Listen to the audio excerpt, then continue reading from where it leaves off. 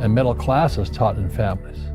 And so the people right now who are sitting at home, who are struggling financially or worried about money or unhappy, they may be making a lot of money, but unhappy with what they're doing, it was probably taught to you. You know, your super ego was taught, get a job, work hard, or you'll never be rich, or the rich are evil, or whatever. The school system will never teach you about money. The school system was designed to teach you to be an employee, which is important, or a doctor or a lawyer, a specialist, but never about money.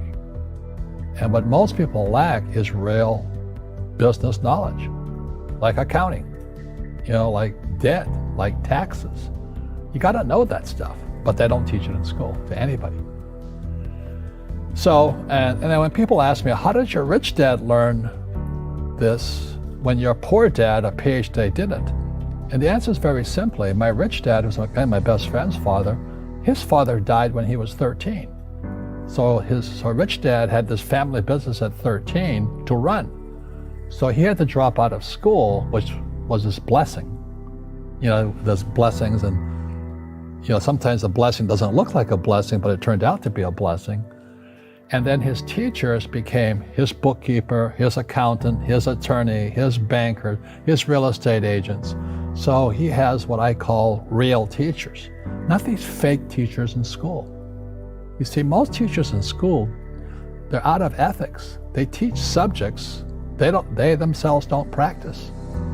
I asked the teacher, I said, I'm in my third year of calculus now. It was called strength of materials.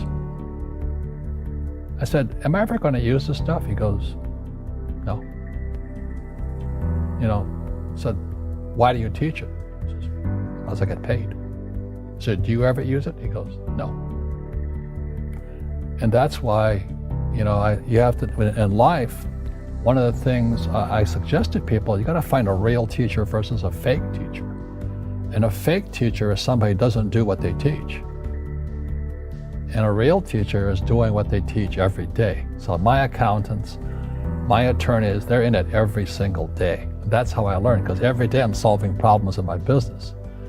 So I have accountants and attorneys and bankers and all these people on speed dial because I'm solving problems with my team.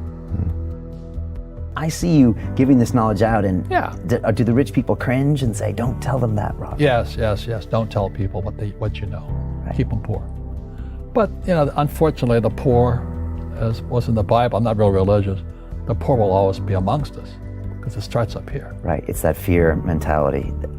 It's in their words, and the words become flesh. Again, I'm not really religious. I flunked out of Sunday school also. But when they say I can't afford it or I can't do that, they go down. They become what they say. My PhD daddy says, what do you think I am, made of money? I can't afford that. And my rich dad would say, that's why he's poor. Poor people say, I can't afford it, I can't do that, I don't have time. Because it's an escape. It's an escape, you know what I mean? It's easy to say, I can't afford it. And your rich dad used to say what instead of, I can't afford it? How can I afford it? How can I do that? What would it take, or why should I do that? He says that a question opens the mind, a statement closes the mind. So when you say, I can't afford it, your mind shuts down and you become what you say. Rugby is a team sport, but so is soccer. The rules are different. And other people are golfers. They play by themselves. And so everybody's different. So my game financially is business, number one. Second is real estate. So what I say to young people is, you find your game.